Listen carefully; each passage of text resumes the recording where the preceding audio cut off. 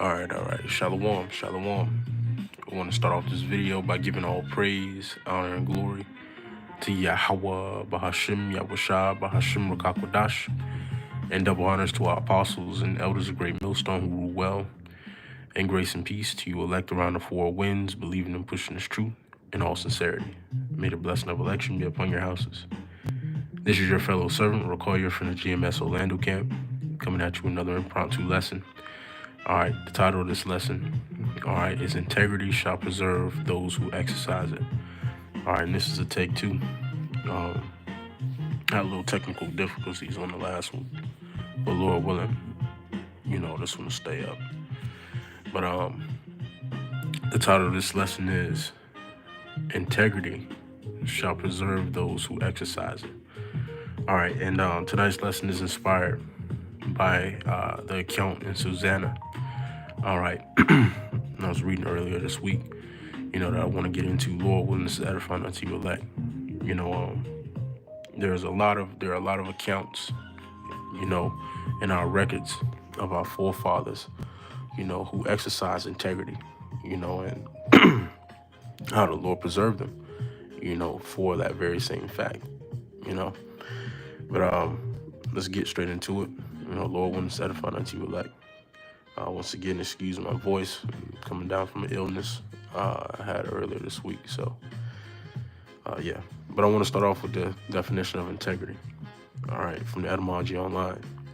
It reads innocence, blamelessness, chastity, purity, soundness, wholeness. It says completeness, blamelessness. All right.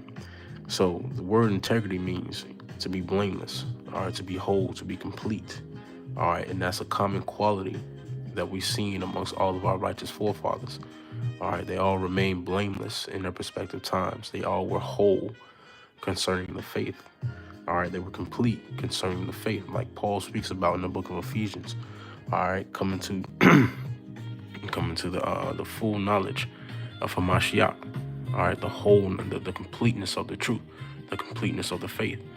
All right, and that's a common quality that we see within a lot of our forefathers. All right, we see this trait. When we see this trait to be common, we know this trait to be common amongst our forefathers.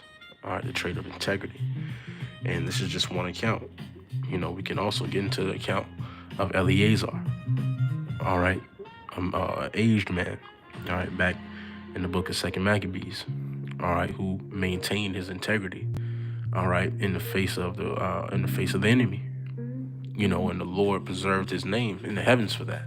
You understand what I'm saying? Which the scriptures say a good name in the heavens is a good report in the heavens is better than any riches on earth, roughly paraphrasing. But I'm gonna read a little bit of this account, and then I'm gonna jump to specific, specific verses. Probably not gonna read the whole thing, but we're gonna get this account here in Susanna. All right, we might read the whole thing. We got time. It says, there dwelt a man in Babylon called Joachim, and he took a wife whose name was Susanna, the daughter of Jochus, a very fair woman, and one that feared the Lord. Her parents also were righteous and taught their daughter according to the law of Moses. Now Joachim was a great rich man and had a fair garden joining unto his house. And to him resorted the Jews because he was more honorable than all others. The same year were appointed two of the ancients of the people to be judges, such as the Lord spake of, that wickedness came from Babylon from ancient judges who seemed to govern the people. These kept much at Joachim's house, and all and all that had any suits in law came unto them. All right, so this is a man, all right, who was blessed with riches. The Lord allowed him to accumulate riches in that life, and all the Jews resorted unto his house, because first and foremost, he was a righteous man. He was a man of the Lord, and also, he had a place to dwell. It was a safe place to dwell, as an Israelite. It says, they kept much at Joachim's house. They were always there. The ancient, the judges, and all that had suits in the law came unto them. Now when the people departed away at noon, Susanna went into her husband's garden to walk, and the two elders saw her going in every day and walking, so that their lust was inflamed toward her.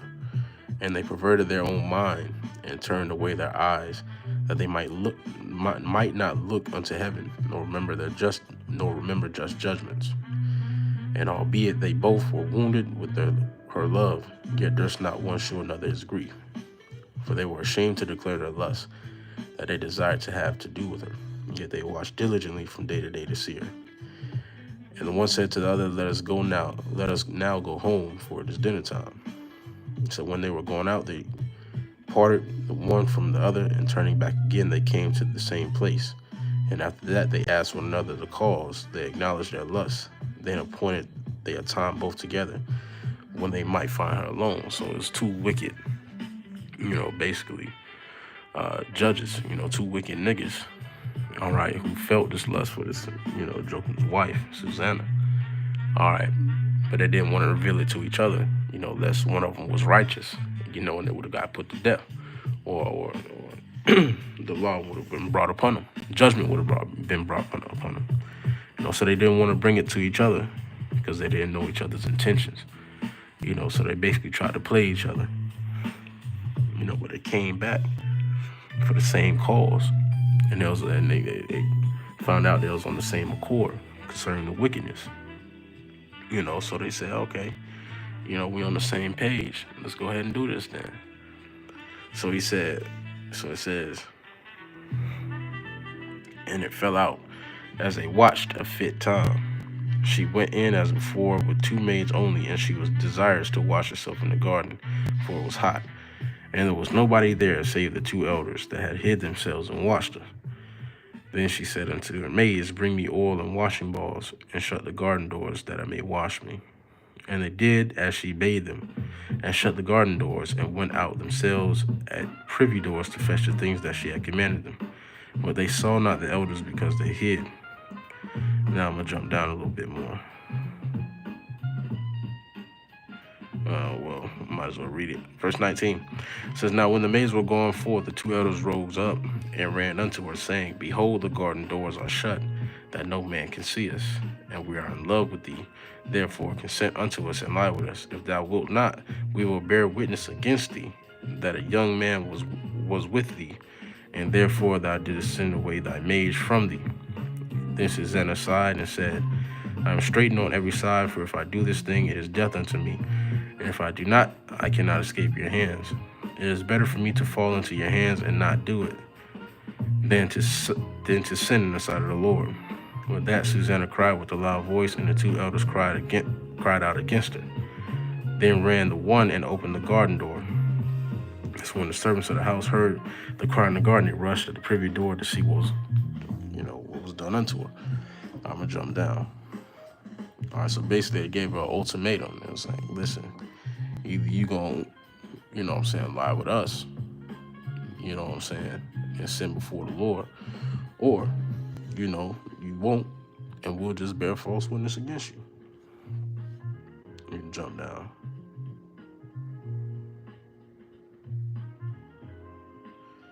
I'm gonna jump down to the point.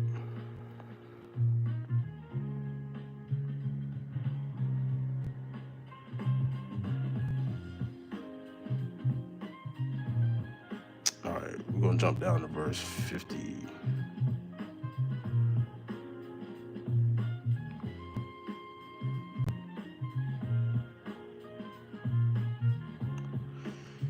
I'm going to jump down to verse 53. It says, for thou hast pronounced false judgment, and hast condemned the innocent, and hast let the guilty go free. Albeit the Lord saith, the innocent and righteous shalt thou not slay. Now then, if thou hast seen her, tell me, under what tree sawest them companying together? Who answered, under a mastic tree. And Daniel said, very well, thou hast lied against thine own head. For even now the angel of God hath received the sentence of the heavenly Father to cut thee in two. So he put him aside, and commanded to bring the other, and said unto him, O thou seed of Canaan, and not of Judah, beauty hath deceived thee, and lust hath perverted thine heart. Thus have ye dealt with the daughters of Israel. and they fear, and they for fear company with you, but the daughter of Judah will not abide your wickedness. Now therefore tell me, under what tree didst thou take them companion together? And who answered, under an palm tree. And Daniel said Daniel unto him, well, thou hast also lied against thine own head, for the angel of the heavenly Father waiteth with the sword to cut thee in two, that he may destroy you. Let me jump down a little bit more.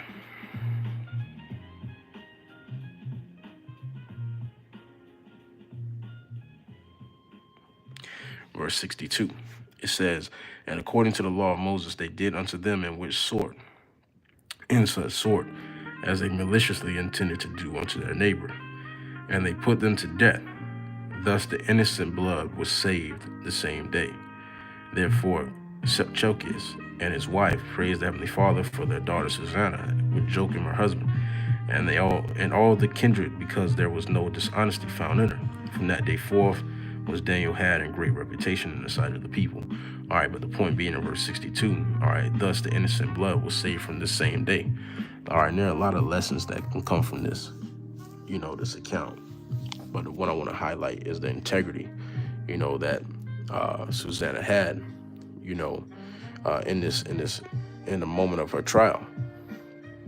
This was all a trial ultimately, which each and every one of us brothers face on a daily basis, and is getting ready to face harder trials in up and coming days, but in the face of our trial, always keep in mind that integrity shall preserve the righteous blood. All right, it shall preserve the blood of the righteous, just like it did all of our forefathers. And Susanna is just one account. All right, we also have Eleazar, we have Paul, we have all Yahushua. All right, first and foremost, we have Yahushua to look to. And then the accounts of all of our forefathers, all right, who maintained their integrity and were preserved because of it. And it really boils down to, who you are. What type of man and or woman you are, how the truth affects you on your daily life, because it's easy, like brothers was going into this conversation last week, it's easy to present yourself a certain way amongst others, but while you're with yourself, that's where the trial comes. The trial comes when you're by yourself. Will you maintain the same integrity? Will you maintain the same train of thought? Will you maintain the same blamelessness as you do amongst others? And the Lord is training that up in each and every one of us. The Lord is training up our integrity on a daily basis as we apply the scriptures, as we read, as we gain more wisdom, as we gain more faith. All right, the Lord is training up that integrity within each and every one of us. All right, to maintain faith. And no matter what the obstacle, man, to maintain faith, no matter what may come across our path, and this is just one account, that just had me thinking about that. She maintained faith, and she maintained faith even when things were uncertain. You know what I'm saying? You read the whole account, you understand, what happened to her before the trial that Daniel put forth. You understand she was put in a very tough position, and she trusted the Lord, man. She feared the Lord. All right, she didn't go forth with those wicked plans. She didn't compromise her integrity, to escape free in the sight of men. All right, she maintained her integrity. She maintained her integrity in the eyes of the Lord. All right, and was delivered because of it in the end.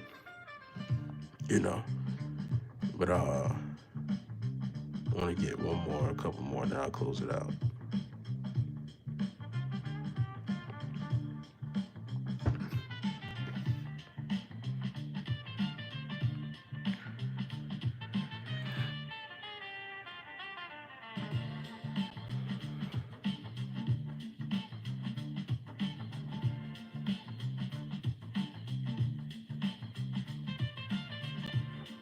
All right, this is Psalms chapter 26, Verse 1, a Psalm of David. Judge me, O Lord, if I have walked in mine integrity. I have trusted also in the Lord, therefore I shall not slide. All right, and just like King David said, man, as long as you walk in your integrity, the Lord is not going to allow you to slide. All right, the Lord is going to preserve you. All right, as long as you continue to walk in that blamelessness, man. As long as you continue to walk in the wholeness, the completeness of the faith. All right, there's no reason for the Lord not to uphold you, man. There's no reason for the Lord not to. All right. The Lord is ready to save, man. The Lord is ready to deliver. The Lord is ready to uplift that standard. The Lord is ready to defend his at all times. Those who fight for him, those who are fighting against the evildoers, those who are maintaining their integrity in the face of evil. All right. The Lord is ready to defend at all times. So it says again, a Psalm of David, judge me, O Lord, for I have walked in mine integrity. I have trusted also in the Lord, therefore I shall not slide. All right. And Lord willing, the Lord keep the same spirit on us and an even more fervent spirit. All right, we're going to continue to walk in integrity. All right, and the Lord's not going to allow us to slide, man. Lord willing, we're the elect. All right. This is Proverbs 11:3. The integrity of the upright shall guide them, but the perverseness of transgressors shall destroy them. And that's something that we see in that account.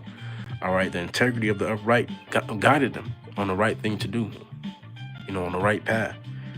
But the perverseness of the transgressors destroyed them, man. You see, the perverseness of those two judges destroyed them, ultimately at the end of the day. But the integrity of the upright preserved them, preserved their life. There's many accounts that we can go into, man. Let's see. This is Proverbs 19 and verse 1. It says, better is the poor that walketh in his integrity than he that is perverse in his lips and is a fool. All right, so it's better to walk in integrity.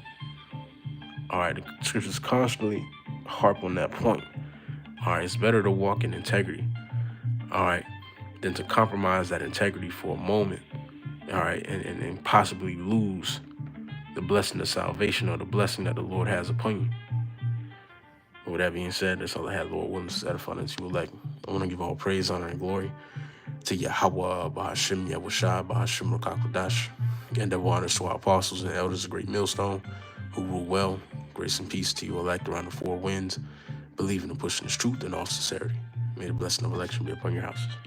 Shalom. Stay up.